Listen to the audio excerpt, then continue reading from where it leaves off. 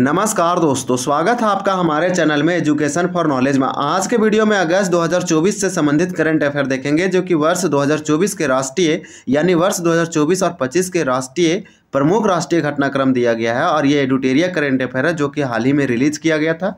इसमें अगस्त 2024 से लेकर जुलाई 2025 तक शामिल किया गया है। और ये ईयरली यानी वार्षिकांक करंट अफेयर है, जिसमें राष्ट्रीय और अंतर्राष्ट्रीय करंट अफेयर शामिल किया गया है। यह आपके सारे एग्जाम के लिए इंपॉर्टेंट है। आप किसी एग्जाम की तैयारी कर रहे हैं तो आपको पिछले करंट अफेयर 1 से 1.5 साल का करंट अफेयर रिवीजन होना चाहिए। और जो एवरीडे करंट अफेयर बन रहे हैं वो भी आपको देखना चाहिए। करंट अफेयर सबसे स्ट्रॉन्ग होना चाहिए, ताकि आप दूसरी चीज़ों को रिलेट करके जल्दी से क्विक से रिकैप कर सकते हैं और चीज़ों को लर्न कर सकते हैं। तो आपका करंट अफेयर भी साथ में चलता रहना चाहिए, क्योंकि अभी सारे एग्जामों में करंट अफेयर पूछे जाते हैं। इसी के अंतर्गत अगस्त 2024 से संबंधित करंट अफेयर को हम लोग रिवाइज करेंगे। यहाँ पे साथ में प्रैक्टिस करेंगे और रिमेंबर करने की कोशिश करेंगे, ताकि अगस्त में जितने भी अगस्त 2024 में करंट अफेयर बने हैं उसको रिवाइज करेंगे बहुत अच्छे से, ताकि इस मंथ का अगर करंट अफेयर आता है तो हम लोग का जो है इंपॉर्टेंट और श्योर हो सके, और नॉलेज के लिए भी इंपॉर्टेंट है। तो चलिए इसको रिवाइज करते हैं। अगर अब तक हमारे चैनल को सब्सक्राइब नहीं किए तो जरूर कीजिए और बेल आइकन दबाएं और दोस्तों के साथ शेयर कीजिए और कमेंट में अपना सुझाव और राय जरूर दीजिए।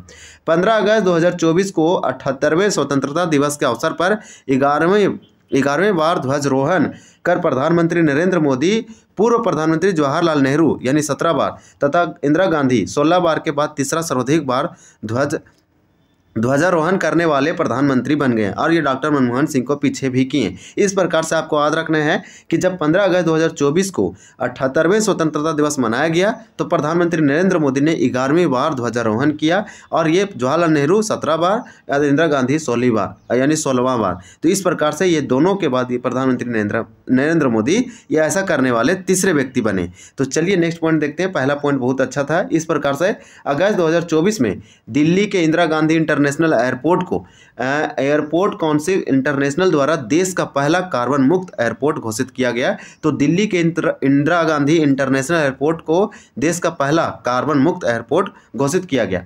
मध्य प्रदेश की राजधानी भोपाल की 18वीं वर्षीय पावनी सबकला फिलीपींस के डेवो शहर में आयोजित आयरन मैन ट्रायथलॉन 70.3 की प्रतियोगिता में जीत हासिल कर देश की यंगेस्ट महिला आयरमैन बन गई है।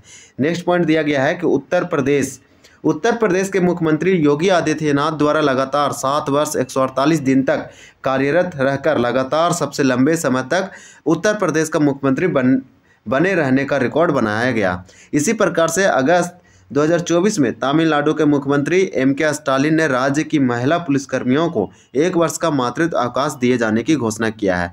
तो तमिलनाडु के मुख्यमंत्री M.K. स्टालिन ने 1 वर्ष का मातृत्व अवकाश महिला पुलिसकर्मी हैं उनको दिया जाएगा। और उत्तर प्रदेश के मुख्यमंत्री योगी आदित्यनाथ ने 7 वर्ष 148 दिन तक लगातार वो कार्यकाल में रहे। तो इस प्रकार से वो भी एक रिकॉर्ड बनाए। कोलकाता के आर.जी. कर अस्पताल में घटित घटना के बाद भारत के मुख्य न्यायाधीश D.Y. चंद्रचूड़ की अध्यक्षता वाली 3 सदस्यीय पीठ ने देश में चिकित्सा पेशेवरों की सुरक्षा के लिए कैबिनेट सचिव राजीव गौबा की अध्यक्षता में राष्ट्रीय टास्क फोर्स का गठन किया गया। मध्य प्रदेश ऑनलाइन समन और वारंट जारी करने के नियमों को अधिसूचित करने वाला देश का पहला राज्य बन गया मध्य प्रदेश। भारतीय प्रधानमंत्री 21 से 27 अगस्त 2024 तक पोलैंड और यूक्रेन की 2 दिवसीय यात्रा पर थे। प्रधानमंत्री नरेंद्र मोदी 2024 में यूक्रेन गए थे और पोलैंड गए हुए थे। आप जानते हैं यूक्रेन और रसिया का युद्ध के कारण बहुत ज़्यादा चर्चित में है। इस प्रकार से चलिए नेक्स्ट पॉइंट देखते हैं। यहाँ पे नेक्स्ट पॉइंट दिया गया है हमारा, जो कि इम्पोर्टेंट होगा, कि 1992 यानी 1992 में यूक्रेन से राजनयिक संबंध स्थापित होने के पश्चात किसी भारतीय प्रधानमंत्री की यह पहली यूक्रेन यात्रा है। प्रधानमंत्री नरेंद्र मोदी की यूक्रेन यात्रा के दौरान यूक्रेन की आपातकालीन चिकित्सा देखभाल प्रदान करने के लिए 4 मोबाइल अस्पताल भीष्म क्यूब उपहार देने का निर्णय लिया गया। तो यहाँ पे मोबाइल अस्पताल जिसका नाम है भीष्म क्यूब, इसे यूक्रेन को दिया गया। तो इस प्रकार से भीष्म का full form Bharat health initiative for the सहयोग हिट एंड मैत्री। तो चलिए नेक्स्ट देखते हैं। नेक्स्ट पॉइंट में हमारा दिया गया है कि अगस्त 2024 में हिमाचल प्रदेश मंत्रिमंडल ने मुख्यमंत्री की अध्यक्षता में मुख्यमंत्री सुख शिक्षा योजना को मंजूरी दी। इस योजना के तहत सामाजिक और आर्थिक रूप से कमजोर महिलाओं तथा दिव्यांग बच्चों के अभिभावकों को बच्चों की शिक्षा और कल्याण के लिए वित्तीय सहायता दी जाएगी। इसी प्रकार से दिया गया है कि केंद्र सरकार द्वारा सरकारी कर्मियों के लिए नई पेंशन योजना यूनिफाइड पेंशन योजना की घोषणा के बाद महाराष्ट्र इसे लागू करने वाला पहला राज्य बन गया। यूनिफाइड पेंशन स्कीम के तहत यदि किसी कर्मचारी ने न्यूनतम 25 वर्ष तक काम किया है तो सेवानिवृत्ति के पहले नौकरी के आखिरी 12 महीने के बेसिक पे का 50% पेंशन के रूप में मिलेगा। 10 वर्ष तक काम करने वाले कर्मचारियों को न्यूनतम 10,000 रुपये प्रति माह मिलेगी। इस प्रकार से इसमें दिया गया है, यानी यूनिफाइड पेंशन योजना के तहत। इसके बाद दिया गया है कि कर्मचारी की मृत्यु की स्थिति में परिवार को पेंशन के 60% की प्राप्ति होगी। यूनिफाइड पेंशन स्कीम 1 अप्रैल 2025 से लागू होगी। पंजाब के रोपड़ निवासी 5 वर्षीय तेगबीर सिंह तंजानिया में स्थित अफ्रीका की सबसे ऊंची चोटी माउंट किलिमंजारो को फतह करने वाले एशिया के सबसे कम आयु के एशियाई बन गए हैं। इस प्रकार से आप याद रखेंगे 5 वर्षीय तेगबीर सिंह, जो कि ये पंजाब के रोपड़ निवासी है, अफ्रीका कॉन्टिनेंट की सबसे ऊंची चोटी माउंट किलिमंजारो पर फतह करने वाले पहले एशियाई व्यक्ति या एशिया के सबसे युवा एशियाई व्यक्ति। केंद्र सरकार ने राष्ट्रीय औद्योगिक गलियारा विकास कार्यक्रम के तहत देश के 6 प्रमुख औद्योगिक गलियारों में 12 नई परियोजनाओं के विकास को मंजूरी दी गई। अगस्त 2024 में केंद्रीय गृह मंत्रालय द्वारा केंद्र शासित प्रदेश लद्दाख में 5 नए जिले बनाने का फैसला लिया गया। 5 नए जिले जास्कर, द्रास, साम, नुब्रा और थांगथांग, तो आप याद रखेंगे चांगथांग। तो इस प्रकार से अब लद्दाख में टोटल 2 जिले थे, लेह और लद्दाख। अब इसमें 5 और जोड़े तो हो गया लद्दाख में 7 जिले। आप याद रखेंगे कि लद्दाख में टोटल 7 जिला है। तो 5 नए जिलों के निर्माण के बाद लद्दाख में कुल 7 नए जिले हो गए जाएंगे। तो जास्कर, द्रास, साम, नुब्रा और चांगथांग आप याद रखेंगे। चलिए नेक्स्ट देखते हैं। बीसीसीआई सचिव जैसा निर्विरोध आईसीसी के नए अध्यक्ष चुने गए। वैश्विक क्रिकेट प्रशासन में शीर्ष पद पर काबिज होने वाले सबसे युवा प्रशासक होंगे। जैसा निवर्तमान अध्यक्ष ग्रेग नार्कले का स्थान ग्रहण करेंगे। इसके बाद इससे पूर्व जगमोहन डालमिया, शरद पवार और एन श्रीनिवासन और शशांक मनोहर आदि भारतीय आईसीसी के चेयरमैन रह चुके हैं। इसके बाद हमारा नेक्स्ट पॉइंट दिया गया है कि ब्रिटेन का साउथम्पटन विश्वविद्यालय नई शिक्षा नीति 2020 के तहत विश्वविद्यालय अनुदान आयोग यूनिवर्सिटी ग्रांट कमीशन के नियमों के अंतर्गत भारत के गुरुग्राम में परिसर स्थापित करेगा। 2023 में यूजीसी ने भारत में विदेशी उच्च शिक्षण संस्थानों के परिसरों की भारत में स्थापना और संचालन विनियमन की घोषणा की थी। 2 से 7 अगस्त के मध्य पूसा संस्थान नई दिल्ली में कृषि अर्थशास्त्रियों के 32वें अंतर्राष्ट्रीय सम्मेलन का आयोजन किया गया। अब चलिए नेक्स्ट पॉइंट देखते हैं। हमारा नेक्स्ट पॉइंट दिया गया है, आप देख पा रहे हैं कि 66 यानी कि 66 वर्षों के लंबे अंतराल के बाद भारत द्वारा इस प्रतिष्ठित सम्मेलन की मेजबानी की गई। इस सम्मेलन का उद्घाटन प्रधानमंत्री नरेंद्र मोदी के द्वारा किया गया। सम्मेलन का विषय है अस्थायी कृषि खाद्य प्रणालियों की ओर से परिवर्तन, transformation toward sustainable agri food system. Kerala में स्थित पेरियार टाइगर रिजर्व, तो आप याद रखेंगे कि पेरियार टाइगर रिजर्व केरल में स्थित है। ये भारत में बिजली उत्पादन के लिए पवन टरबाइन स्थापित करने वाला देश का पहला टाइगर रिजर्व बन गया। यानी ये बिजली तो उत्पादन करेगा, लेकिन यहाँ पे पवन टरबाइन स्थापित करने वाला देश का पहला टाइगर रिजर्व बना। नाम है पेरियार टाइगर रिजर्व, जो कि केरल राज्य में है, और पेरियार रिवर भी यहीं पे। हाल ही में सर्वोच्च न्यायालय के 7 न्यायाधीशों की संविधान पीठ ने 20 वर्ष पुराने न्यायाधीशों की ईवी चिनैया 2004 मामले को रद्द करते हुए सुप्रीम SC और ST वर्ग के ही ज़्यादा ज़रूरतमंद को आरक्षण का लाभ देने के लिए राज्य को उपवर्गीकरण की अनुमति दी गई है। पूर्व में ईवी चिनैया केस 2004 में 5 न्यायाधीशों की बेंच ने कहा था कि SC ST एक समान समूह वर्ग के हैं और इनका उपवर्गीकरण नहीं हो सकता है। तो इसको सुप्रीम कोर्ट ने रद्द किया है और ये उपवर्गीकरण यानी सब डिवीज़न को मान्यता दिया है राज्यों को। वियतनाम के प्रधानमंत्री फाम मिन चिन के भारतीय दौरे के दौरान भारत और वियतनाम के गुजरात के लोथल में राष्ट्रीय समुद्री विरासत परिसर को विकसित करने का निर्णय लिया है। अगस्त 2024 में गाजियाबाद उत्तर प्रदेश में देश का पहला आर्टिफिशियल इंटेलिजेंस यानी AI आधारित आंगनबाड़ी केंद्र की शुरुआत की गई। तो आप याद रखेंगे AI आंगनबाड़ी का शुरुआत कहाँ पे किया गया, तो उत्तर प्रदेश के गाजियाबाद में। इसी प्रकार से 10 अगस्त 2024 को मध्य प्रदेश के ओंकारेश्वर में 90 मेगावाट बिजली पैदा करने वाली मध्य और उत्तर भारत की सबसे बड़ी तैरती सौर परियोजना चालू हो गई है। असम राज्य में 8,000 चाय जनजाति कलाकारों के साथ एक भव्य झूमर नृत्य प्रदर्शन का आयोजन किया गया। अगस्त 2024 में भारत के नई दिल्ली में 14वीं भारत वियतनाम रक्षा नीति वार्ता की मेजबानी की गई है। इसी प्रकार से हमारा नेक्स्ट पॉइंट है कि इस रक्षा वार्ता की अध्यक्षता भारतीय रक्षा सचिव गिरिधर अरमाने तथा वियतनाम के राष्ट्रीय रक्षा उप मंत्री वरिष्ठ लेफ्टिनेंट जनरल होवांग जुआन चिएन द्वारा की गई। भारतीय राष्ट्रपति द्रौपदी मुर्मू के द्वारा 5 से 10 अगस्त 2024 के मध्य फिजी, न्यूजीलैंड और तिमोर लिस्ते की राजकीय यात्रा पर रवाना हुई है। नेक्स्ट पॉइंट में दिया गया है कि श्रीमती मुर्मू फिजी और तिमोर लिस्ते की यात्रा करने वाले प्रथम भारतीय राष्ट्रपति बन गई है। तिमोर लिस्ते के बारे में एक चीज़ याद रखेंगे कि फिजी में तो हिंदी बोला जाता है, आप याद रखेंगे कि तिमोर लिस्ते आसियान में मेंबर सदस्य बनने वाला 11वां बन गया, तो आसियान में टोटल अब 11 सदस्य हो गए हैं। इस प्रकार से इसे ईस्ट तिमोर, जिसका कैपिटल दिल्ली होता है, उदिता योजना के तहत 18 से 49 वर्गों की वायु तक की पहली लंबावित होगी। मध्य प्रदेश सरकार छात्राओं को सैनिटरी पैड के लिए खातों में नगद सहायता राशि भेजने वाला देश का पहला राज्य बन गया है।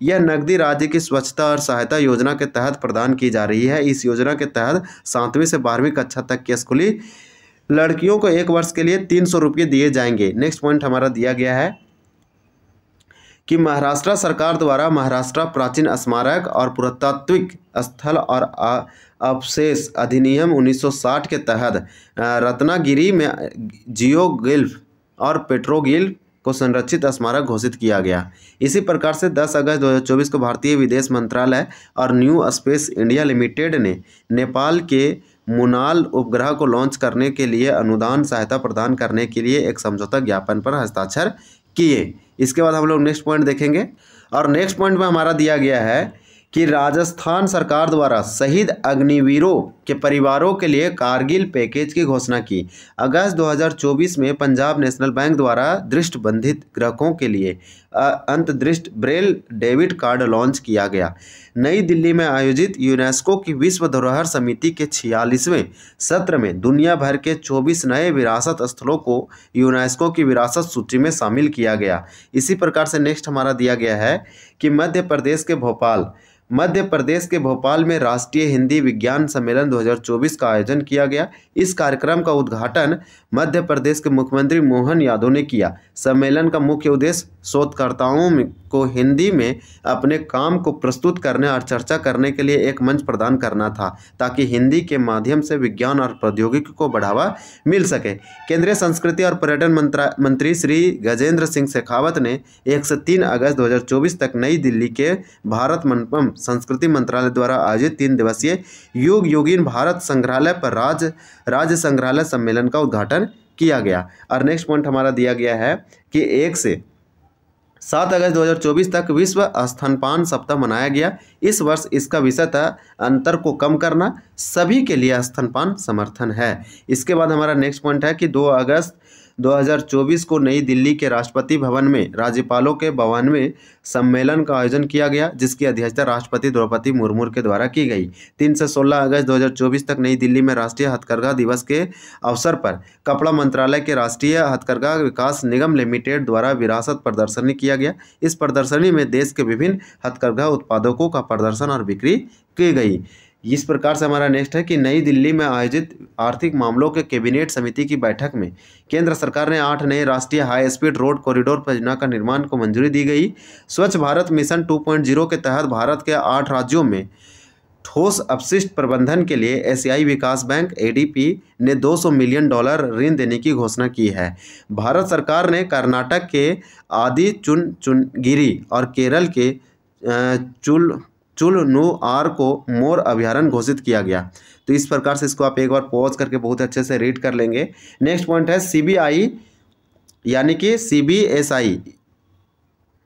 CBSE ने छात्रों के परीक्षा तनाव को कम करने के लिए सफल परीक्षण चक्र का शुरुआत किया। तो CBSE ने छात्रों के परीक्षा के तनाव को कम करने के लिए क्या सफल परीक्षण चक्र की शुरुआत की। भारतीय startup Rapido and West Bridge के नेतृत्व में 120 मिलियन डॉलर फंडिंग के साथ देश के यूनिकॉर्न कंपनियों में शामिल हो गया है। हाल ही में जारी एक रिपोर्ट के अनुसार वित्त वर्ष 2024-25 में भारत दुनिया में दूसरे सबसे एल्युमिनियम उत्पादक देश। तो ये क्वेश्चन इंपॉर्टेंट है, इसके एग्जाम के लिए आपको याद रखना है, क्योंकि ये एल्युमिनियम में ये आपसे पूछा जाएगा मिनरल्स में, यानी कि प्रोडक्शन लीडिंग में। तो इस प्रकार से आपको याद रखना है कि एक रिपोर्ट जारी किया गया, उस रिपोर्ट में ये पता चला कि भारत दुनिया में दूसरा सबसे बड़ा एल्युमिनियम उत्पादक प्रोडक्शन कंट्री है। विश्व व्यापार संगठन, विश्व व्यापार यानी WTO, इसे वर्ल्ड ट्रेड ऑर्गेनाइजेशन बोलेंगे। इसका हेडक्वार्टर जेनेवा में है और इसका स्थापना 1995 में किया गया। इस प्रकार से दिया गया है कि विश्व व्यापार संगठन की व्यापार सांख्यिकी रिपोर्ट 2023 के अनुसार भारत 2023 में वैश्विक कृषि निर्यातों में 8वें स्थान पर था। राष्ट्रीय प्रौद्योगिकी संस्थान NIT कालीकट ने डेटा को सुरक्षित रखने तथा इसके तरीकों में बदलाव के लिए अत्याधुनिक वेब पोर्टल निवाहिका की शुरुआत की। तो निवाहिका की शुरुआत की है, ये आपको याद रखना है। आंध्र प्रदेश सरकार ने राज्य में प्रजनन दर को कमी को देखते हुए स्थानीय निकाय चुनाव लड़ने हेतु व्यक्तियों के लिए 2 बच्चों के मानदंड को खत्म करने की घोषणा की है। नेक्स्ट पॉइंट हमारा दिया गया है,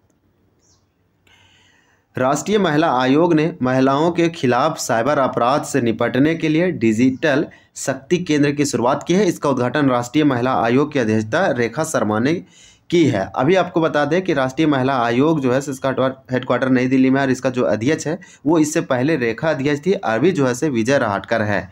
केंद्रीय गृह और सहकारिता मंत्री अमित शाह ने चंडीगढ़ में 3 नए आपराधिक कानूनों के लिए ई साक्ष्य, ई समन और न्याय सेतु एवं न्याय श्रुति ऐप को लॉन्च किया गया। इसका उद्देश्य भारत के आपराधिक न्याय प्रणाली को गतिविधियों में तीव्रता लाना है। मोस्ट इंपॉर्टेंट है, तो अमित शाह के द्वारा लॉन्च किया गया 3 ऐप। भारत सरकार ने ग्रीन नेशनल हाईवे कॉरिडोर परियोजना के लिए विश्व बैंक के साथ 500 मिलियन डॉलर का ऋण समझौता किया गया। इसके तहत भारत के 4 राज्यों हिमाचल प्रदेश, राजस्थान, उत्तर प्रदेश और आंध्र प्रदेश में 781 किलोमीटर लंबे पर्यावरण अनुकूल राजमार्गों का निर्माण किया जाएगा। इसी प्रकार से कर्नाटक सरकार ने रामनगर जिले का नाम बदल करके बेंगलुरु दक्षिण करने का निर्णय लिया है। नागालैंड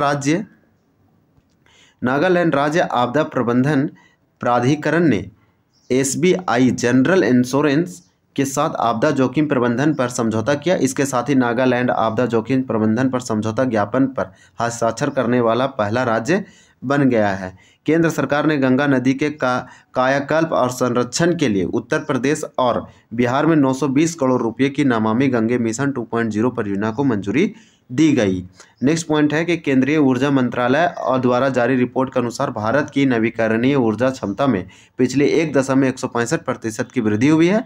भारत की नवीकरणीय ऊर्जा क्षमता जो है 2014 में 76.38 गीगावाट से बढ़कर 2024 में 203.1 गीगावाट 0.1 हो गया है। तो इस पर याद रखना है, 203.01 गीगावाट हो गई है। केंद्रीय संस्कृति और पर्यटन मंत्री गजेंद्र सिंह शेखावत 9 से 15 अगस्त तक हर घर तिरंगा अभियान के 3रे संस्करण की घोषणा की है। तो इस प्रकार से नेक्स्ट पॉइंट हम लोग देखेंगे कि छत्तीसगढ़ सरकार ने गुरु घासीदास तिमोर पिंगला टाइगर रिजर्व के विलय को मंजूरी दे दी है। यह देश का 3रा सबसे बड़ा टाइगर रिजर्व होगा। तो आप याद रखेंगे कि गुरु घासीदास तिमोर पिंगला टाइगर रिजर्व जो है जो छत्तीसगढ़ राज्य में है और ये देश का 3रा सबसे बड़ा टाइगर रिजर्व होगा, क्योंकि इसका विलय किया जाएगा। हरियाणा के मुख्यमंत्री नायाब सिंह सैनी राज्य में सभी फसलों को न्यूनतम समर्थन मूल्य MSP पर खरीदने की घोषणा की है।